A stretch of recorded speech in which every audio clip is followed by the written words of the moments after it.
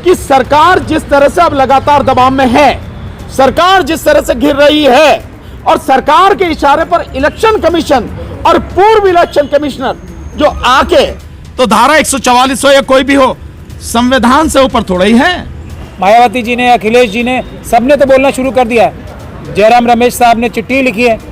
सत्य से ईवीएम में और वीवीपैट में धांधली हो रही है और किस तरह से इस धांधली को बरकरार रखने के लिए, बचाए रखने के लिए दो पहलवान मोदी सरकार ने मैदान में उतारे हैं जो पिछले हैं खिलाड़ी, और बार बार जगह जगह जाके इलेक्शन कमीशन अभी ये मशीनों को दिखा रहा, डेमोन्स्ट्रेशन कर रहा है, देखो हमारी मशीन में कोई गड़बड़ी नहीं है।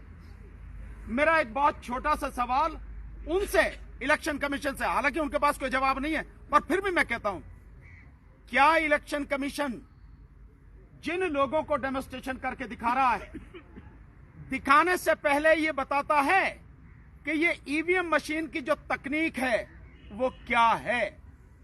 ये बताता है कि ये तकनीक कैसे काम करती है? ये बताता है कि इसमें किस तरह से मैनिपुलेशन हो सकती है या नहीं हो सकती? बताता है। क्या ये बताता है कि ये जो मशीनें हैं ये कहां से सर्टिफाइड हैं, किस जगह से सर्टिफाइड हैं? आप अगर खाने की चीज लेने जाते हो तो उस पे IFSSI का निशान होता है, होता नहीं होता? FSSI का निशान होता नहीं होता? बाकायदा उसकी मोहर लगी, यानी वहां से सर्टिफाइड है। आप और कोई चीजें लेते हो तो ISI का निशान होता कि नहीं होता? सर्टिफाइड होता। माना आप कुकर लेने चले जाओ तो उस पर लिखा तो ना ISI मार्क, उसका सर्टिफिकेशन होता है। ईवीएम मशीन के पास है क्या? वीवीपैट मशीन के पास है क्या? ये किसने बनाई, इसका कोई डाटा उसके पास है क्या? जिसने बनाई क्या उसने पेटेंट कराया? ये है क्या उसके पास में? कराया तो कहां कराया? ये जो सारी चीजें, टेक्निकलिटी, हम एक एक चीज को जानते हैं। और ये जितने दो पहलवान उतारे हैं ना, कुरैशी और रावत, इन दोनों को चैलेंज, वर्तमान इलेक्शन कमीशन को चैलेंज, तुम में अगर हिम्मत है, तुम अगर वाकई में सच कह रहे हो और ये सब कुछ सच है, मैदान में आओ ना, मैदान में आके खुली डिबेट करते हैं, दुनिया भर के मीडिया को बुलाओ और उस समय जो सच सबके सामने आएगा उसे दुनिया को दिखाओ। नहीं, मशीन भी एक्सचेंज करो, हम अपनी दे रहे हैं, आप अपनी दो, निश्चित रूप से पता लगेगा ना। तो ये सब कुछ उनमें हिम्मत नहीं है। ये किसी कोने में बिठा के कहीं कैसे ये टर मचाने के लिए लोग खड़े कर दिए हैं। हम इससे घबराने वाले नहीं हैं और इस देश की जनता भी उनके झांसे में आने वाली नहीं है। और इस सबके पीछे है कौन? असली जो चीज है, इस सबके पीछे है कौन? क्या इलेक्शन कमीशन? नहीं, महमूद भाई ने बता दिया, इलेक्शन कमीशन तो जिसने अपॉइंट किया है वो उसके हाथ की कठपुतली है, वो तो उसके लिए काम करता है। और किया किसने? सरकार ने। तो असली खेल किसका है इसके पीछे? इसके पीछे खेल है सरकार का। और वो इस बात से भी सिद्ध होता है कि जब हम पटियाला हाउस कोर्ट से चुनाव आयोग तक मार्च करना चाहते थे, हमें रोका किसने? दिल्ली पुलिस ने। किसके अंडर में? होम मिनिस्ट्री के अंडर में। कौन है मुखिया? अमित शाह। अमित शाह और मोदी कौन है? दोनों एक हैं, कोई अंतर नहीं है। इसका मतलब सरकार ने हमें रोका। क्यों? कि जनता के सामने सच ना आ जाए।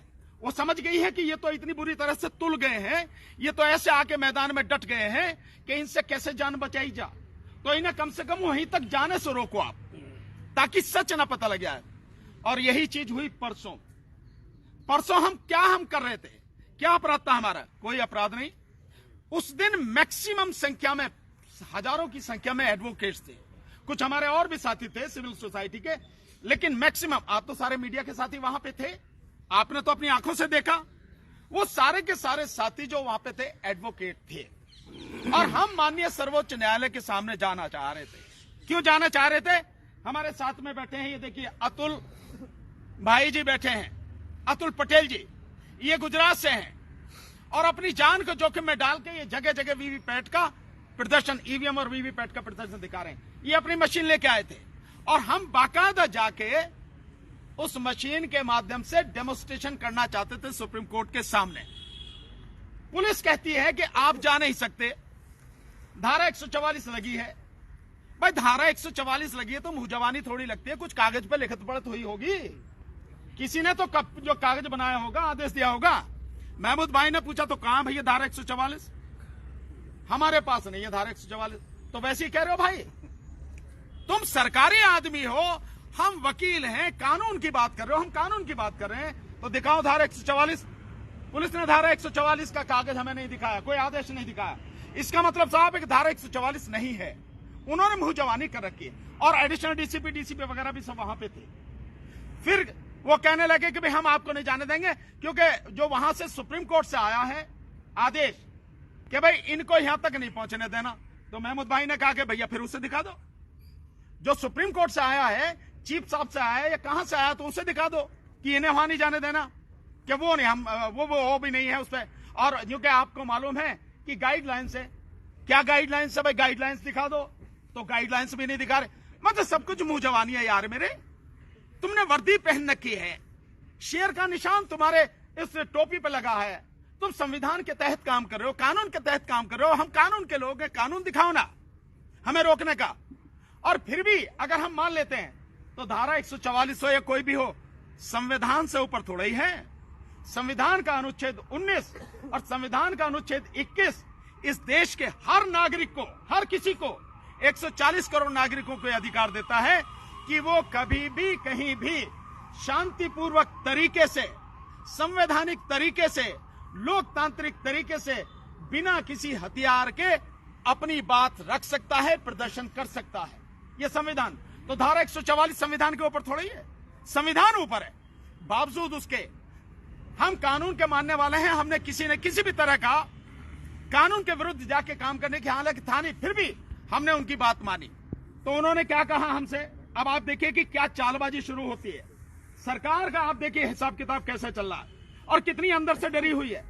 उन्होंने कहा कि भाई 4 आदमी चलो, हम सुप्रीम कोर्ट आपको लेके चलने। हमने कहा चल भैया। तो हम 5 आदमी हो गए। एक मैं था, एक महमूद भाई, एक हमारे सत्यप्रकाश जी एडवोकेट, एक हमारे साथी मुकेश राजपूत एडवोकेट, और एक आदमी हमारे साथ दीवान सिंह एडवोकेट। हम 5 को आप सबने रिकॉर्ड किया, गाड़ी में बिठा के हमें ले गए। अब जब पहुंचे सुप्रीम कोर्ट के सामने तो बड़ी मजेदार बात होती है। वो जो बेचारे 3-4 पुलिस वाले थे वो कह रहे उतारो भाई, गाड़ी रोक ली वहां। तभी कोई फोन आता है, मुझे पता नहीं कहां से आता, ऊपर से आता है, क्योंकि आजकल तो ऊपर से आते ना, तो ऊपर से आया होगा।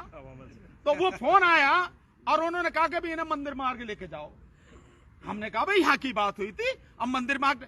तो हमारा अपहरण करके, इसे अपहरण कहेंगे कानून की भाषा में, हमारा अपहरण करके हमें धोखा देके 420 हुई, चीटिंग की हमारे साथ। सो हमें कह के सुप्रीम कोर्ट, और वहां से उठा के ले गए हम मंदिर मार्ग थाने। 1.5 घंटे रखा और उसके बाद छोड़ा, और उसके बाद हमने सारी बातें सबको बताई। तो ये सब कौन करा रहा है? सरकार। तो रात इन्होंने कानून लाकर, ऑर्डिनेंस लाकर ये काम किया कि अपना नॉमिनी बना लिया इलेक्शन कमीशन में 3रा। तो अब एक बात तो तय हो गई कि जो हमारे सबसे ज्यादा इतिहास में ना भूतो भविष्यति सबसे ज्यादा ईमानदार और सच्चे व्यक्ति प्रधानमंत्री हैं, और इलेक्शन कमीशन वो अपॉइंट करते हैं। एक बात तो ये तय हो गई। अब दूसरी बात यह है कि जो परसों कांड हुआ था हम लोगों के साथ, आप सब ईमानदार पत्रकारों ने देखा भी और पूरे देश में लाइव भी किया कि वहां सीनियर आईपीएस ऑफिसर और पुलिस ऑफिसर्स ने हमसे कैसा झूठ बोला कि हम आपको सुप्रीम कोर्ट ले जा रहे हैं। हमें वहां से सुप्रीम कोर्ट से मैसेज आया कि आप लोगों को 4 लोगों को लेके आए। ये आप सब लोगों के सामने हुआ था। क्या कोई सीनियर सिविल सर्वेंट या पुलिस अधिकारी, अगर वो स्वयं अपराधी ना हो, ऐसा झूठ बोलेगा? नहीं बोलेगा ना। अब ये पुलिस अधिकारी तो पोस्ट ही अमित शाह साहब करते हैं, मोदी जी करते हैं दिल्ली पुलिस के। जब वो आप सब लोगों के सामने, पूरी दुनिया के सामने इतना बड़ा झूठ बोल सकते हैं, तो जो मोदी जी द्वारा अपॉइंटेड इलेक्शन कमीशन के मेंबर होंगे, वो क्या क्या कर सकते हैं और क्या क्या नहीं कर सकते, कितना झूठ बोल सकते हैं और कितना सच बोल सकते हैं, ये आप लोगों के सामने क्रिस्टल क्लियर हो जाना चाहिए। तो जैसे वो आईपीएस अधिकारी झूठ बोल रहे थे, वैसे ही चुनाव आयोग झूठ बोल रहा है, क्लियर कट झूठ बोल रहा है। सबको पता है कि ईवीएम में धांधली कोई छोटे से छोटा बच्चा भी कर सकता है। और अगर कोई ईमानदार अफसर जो चौकीदार इलेक्शन कमीशन बोलता है ना, जो अपने फ्रीक्वेंटली आस्क्ड क्वेश्चंस में कि हमने हर जगह ईमानदार चौकीदार लगा रखे, अगर कोई 100% ईमानदार भी चौकीदार लगा दे, हजारों की संख्या में, हजारों नहीं लाखों की संख्या में इसका प्रयोग होता है व्यक्तियों का। चुनाव आयोग के पास लाखों व्यक्ति नहीं है। अगर सारे के सारे ईमानदारी से भी काम करें, क्योंकि 543 कॉन्स्टिट्यूएंसी में अभी लोकसभा के इलेक्शन के लिए बता रहा हूं मैं, जब वीवीपैट बनेगा तो जब नॉमिनेशन पूरे हो जाते हैं, जब कैंडिडेट्स के नाम पता लग जाते हैं, जब ही तो वो उसमें इंड्यूस करेंगे ना कौन कौन कैंडिडेट है। और ये कम से कम पूरे देश में 543 जगह होता है, उसमें कितने प्रकार के लोग जाते हैं इलेक्शन कमीशन के पास, अपने इंजीनियर 543 नहीं है, तो प्राइवेट लोगों को एंगेज करके ये काम कराया जाता है। मैं मान लिया कि वो भी सब ईमानदार होते हैं, तब भी ईवीएम धोखा है, धोखा है, धोखा है। इसके बारे में बात करना ही फिजूल है, बेकार है। मैं अपनी बात इस संदर्भ में ये कह के खत्म करता हूं कि 2 चीफ इलेक्शन कमीशन और ये जो अधिकारी पूरे गांव-गांव और देश-देश जाके डिमॉन्स्ट्रेट कर रहे हैं, ये इस देश की जनता की आवाज है, इतनी मजबूत आवाज है कि मजबूर होकर पहली बार हिस्ट्री में चुनाव आयोग जो पॉलिटिकल पार्टीज के हाथ में देने को तैयार नहीं था, ये मशीनें छूने की बात नहीं, अब तो सड़कों पे ले जाके दिखा रहे हैं। तो ये इस देश की जनता की सबसे बड़ी सफलता है, और चुनाव आयोग झूठ बोल रहा है उसका भी सबूत है सबसे बड़ा।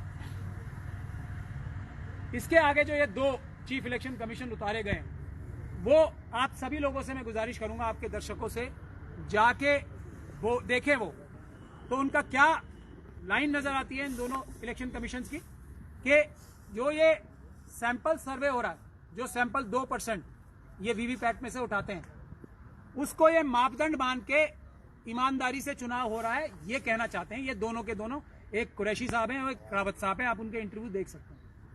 एक कुरैशी साहब ने देग में से चावल का एग्जाम्पल दिया था, पतीली में से, जैसे कि भारत के नागरिक वोटर्स पतीली के चावलों जैसे हैं, एक चावल देख लिया और सब देख लिया। एक एग्जाम्पल ये दे रहे हैं, और दूसरा एग्जाम्पल ये दे रहे हैं रावत साहब के error of margin of error इसमें 2% का है सिर्फ, तो इसलिए तो बिल्कुल 100% सुरक्षित है। अब ये मार्जिन ऑफ एरर अगर 2% का है तो ये कितना सुरक्षित है, मैं आपके सामने पेश करता हूं। अगर किसी कॉन्स्टिट्यूएंसी में 10 लाख वोट पड़े तो 2% कितने हुए? 20,000 vote. 20,000 vote margin of error, जो मोदी जी के सबसे बड़े सिपहसालार हैं जिसको डिफेंड करने के लिए, वो बता रहे हैं कि 20,000 का अगर 10,000 वोट पड़े, 10 लाख वोट पड़े, तो 20,000 का मार्जिन ऑफ एरर होता ही है और हो ही सकता है। दुनिया में मैं जैसे मशीनों के बारे में बता रहा हूं, कोई भी चिप या मशीन ऐसी नहीं बनी जो खराब ना होती हो, जो टेम्पर ना की जा सकती हो, दुनिया में नहीं बनी कोई। उसी तरीके से दुनिया में कोई भी सैंपलिंग का ऐसा मेथड नहीं बना जिसमें मार्जिन ऑफ एरर ना हो। इसमें तो वो खुद ही बता रहे हैं 2% है। मैं आप लोगों के सामने ये भी रखना चाहता हूं देश की जनता से, हमें टेक्निकलिटीज में जाना ही नहीं है, पेपर बैलेट से चुनाव होंगे और कुछ नहीं। अब आप मुझे ये बताइए, क्या चुनाव सैंपलिंग से होता है? क्या एक वोट से चुनाव नहीं जीता जा सकता? जिन इलेक्शन कमीशन को, वो हमारे इलेक्शन कमीशन कितने लंबे लंबे टाइम तक रहे, ये नहीं पता क्या वो इलेक्शन कमिश्नर बनने के लायक थे कि एक वोट से भी चुनाव हारा और जीता जाता है? वो बता रहे हैं कि 10,000 सरकार गिरी थी, तो एक वोट से मैं सरकार... एक थोड़ी, एक बार मैं, वो तो चलिए मेंबर ऑफ पार्लियामेंट थे, मैं ये सैंपलिंग की बात बता रहा हूं। चुनाव का कॉन्सेप्ट ही है, एक भी व्यक्ति अगर ज्यादा वोट किसी को मिलेगा तो वो जीतेगा। और ये क्या बोल रहे हैं, 10 लाख में से 20,000 वोट इधर उधर हो जाए, कोई बात ही नहीं है। क्या इनको समझ है इलेक्शन कमीशन बनने की? और अगर समझ है तो इतनी बड़ी बेईमानी जनता के सामने परोसने की इनको क्या कोशिश करनी चाहिए? तो जनता इनके बहकावे में बिल्कुल ना आए। मैं आप लोगों से यह कहना चाहता हूं कि बिल्कुल किसी डिस्कशन में नहीं पड़ना है। देश की जनता ने डिसाइड कर लिया है, पेपर बैलेट से चुनाव होंगे, और अगर किसी को कोई शुबा है, कोई शक है, तो रास्ता हमारी ईवीएम हटाओ संयुक्त मोर्चा, हम आप सबके सामने डिबेट करने के लिए तैयार है। ये दोनों इलेक्शन कमीशन आ जाएं, यहीं आ जाएं, या हम आ जाएंगे, उनके सामने डिबेट करने को तैयार है। हम ये दिखा देंगे और उनके मुंह से हाँ कहलवा लेंगे। ये मैं आपको कह रहा हूं, ये इतना बड़ा रिस्क का काम आपको लग रहा होगा मैं कर रहा हूं, लेकिन इसमें कोई रिस्क नहीं है, क्योंकि वो 100% झूठ बोल रहे हैं, 1 मिनट में पकड़े जाएंगे। हम उनके मुंह से ये कहलवा लेंगे, दोनों चुनाव आयोग आ जाए रिटायर्ड, कि हाँ इसमें धांधली होती है, और पेपर बैलेट से अगर चुनाव होगा तो जल्दी होगा, पहला सुरक्षित होगा, दूसरा और कम से कम धांधली वाला होगा तीसरा, और सबसे कम खर्च वाला होगा चौथा। ये 4 पॉइंट्स का हम चैलेंज मोदी जी को भी, और ये जो 2 सिपहसालार इन्होंने जनरल्स उतारे हैं उनको भी दे रहे हैं। मोदी जी तो नहीं आ सकते, खैर बिजी होते हैं वो बहुत सारे कामों में, लेकिन ये दोनों चुनाव आयोग जो जनता को झूठ बोल रहे हैं इस तरीके से, वो आके हमसे डिबेट कर लें, हम आप लोगों को सीधे सीधे बता देंगे। एक आखिरी बात कह के मैं अपनी बात समाप्त करना चाहूंगा। हम लोगों ने एक सभी जो संगठन है, जैसे ट्रांसपोर्टर्स की एसोसिएशन हैं, भानु जी उसके साथ बहुत मजबूती के साथ जुड़े रहे हैं। दूसरा जो हॉकर्स एसोसिएशन हैं, जो दूसरे ट्रांसपोर्टर्स दूसरे एसोसिएशन हैं, जो RWS हैं, और जो दूसरे संगठन है इस तरह के, पॉलिटिकल पार्टीज भी और दूसरे। एक तो हम पॉलिटिकल पार्टीज को जाके ये कोशिश करेंगे बहुत जल्दी कि हम उनको भी प्रेजेंटेशन दें इस बारे में कि पेपर बैलेट के अलावा, क्योंकि कई पॉलिटिकल पार्टीज और लॉयर्स भी अभी भी वीवीपैट के झांसे में आ रहे हैं, तो उनको इससे वीवीपैट के झांसे से दूर करना है। और दूसरा, एक हम लोग एक बैनर इशू कर रहे हैं, नहीं आप करो, जो हम चाहेंगे कि ये सभी लोग, आपको डीसी कपिल साहब ने सबको ये आपके व्हाट्सएप पे भी भेज दिया है, सबके मोबाइल पे भेज दिया। ये दिखाइएगा अपने घरों में, अपनी दुकानों में, अपने गाड़ियों पर, ऑडियो पर, अपने व्हाट्सएप मैसेज पे अपना इसको डिस्प्ले लगाएं, व्हाट्सएप पे डिस्प्ले लगाएं, हर जगह जिस भी सोशल मीडिया पे वो इसको डिस्प्ले लगाएं। ये भी हम गुजारिश कर रहे हैं। क्या लिखा है इस पे? पढ़ के बताइए। ईवीएम हटाओ, देश बचाओ, और उसके बाद पिक्चर्स है उसके नीचे, ईवीएम हटाओ संयुक्त मोर्चा। सबने देख लिया, सबको क्लियर हो गया। और 2 जो फोटो हैं इसमें बाकायदा एक में ईवीएम जिसको कट किया गया है कि इससे चुनाव नहीं, और बैलेट पेपर, उसमें बैलेट डालते हुए बैलेट बॉक्स में वो दिखाया गया है कि इसी को आगे इस्तेमाल करना है, बैलेट पेपर से चुनाव होना, ये दिखाया गया है। जितना ज्यादा से ज्यादा आप लोग ये लगाओगे, उतना ज्यादा से ज्यादा पूरी दुनिया में और पूरे देश में ये मैसेज जाएगा कि जनता में से एक भी व्यक्ति ऐसा नहीं है जो चाहता है। हाँ, मुझे कुछ RSS के लोगों ने भी, जो उनके पन्ना प्रमुख हैं, उन्होंने भी मुझे पकड़ा। वो कह रहे हैं भैया ये बताओ, ये मोदी जी क्या हम पे भरोसा नहीं करते? ये हमसे पूछ रहे हैं, वो जो ईवीएम से जीतना चाहते हैं चुनाव, हम पे इतना भरोसा कम है इन्हें क्या, बीजेपी के कार्यकर्ताओं पे? ये उनकी पीड़ा भी मैं आपको बता रहा हूँ। तो यही बात मुझे आपसे करनी थी। बहुत बहुत धन्यवाद। 2 बातें और जो अभी महमूद जी ने बताई, उसमें 2 चीजें। इन्होंने कहा 543 लोकसभा सीटें हैं जिन पे चुनाव होता है, कि 543 इंजीनियर इनके पास नहीं है। लेकिन मैं आपको बता दूं, एक लोकसभा के अंदर ही हजारों मशीन इस्तेमाल होती हैं, तो लाखों मशीन 543 पे, उसमें प्रोग्रामिंग के लिए कितने लोग इनको चाहिए, कितने लोगों का इस्तेमाल होता होगा, किस किस पे भरोसा किया जाए, किस किस को विनोवर नहीं किया जा सकता। एक बात। दूसरी बात, बूथ पे जाके करना, हर एक बूथ पे करना पड़ेगी। नंबर 2, द क्विंट की रिपोर्ट पे जब इलेक्शन कमीशन ऑफ इंडिया में रिपोर्ट हुई है, अभी तक भी इलेक्शन कमीशन ऑफ इंडिया उस पर साइलेंट है कि जो बैलेट यूनिट से मैसेज जाता था कंट्रोल यूनिट को, और कंट्रोल यूनिट से जाता था वीवीपैट को, इन्होंने उल्टा कर दिया। इन्होंने कर दिया, अब बैलेट यूनिट से जाता है वीवीपैट को, और वीवीपैट से जा रहा है कंट्रोल यूनिट को। यानी इतना बड़ा धोखा हो रहा है, और इस पे इलेक्शन कमीशन ऑफ इंडिया चुप है। ये उनको रिपोर्ट होने के बावजूद उस पर कोई बोल ही नहीं रहे हैं। इसका मतलब साफ है, इलेक्शन कमीशन की नीयत पे देश के लोगों को संदेह है। हमें ईवीएम पे बिल्कुल भरोसा नहीं है, हमें बैलेट पेपर वापस चाहिए।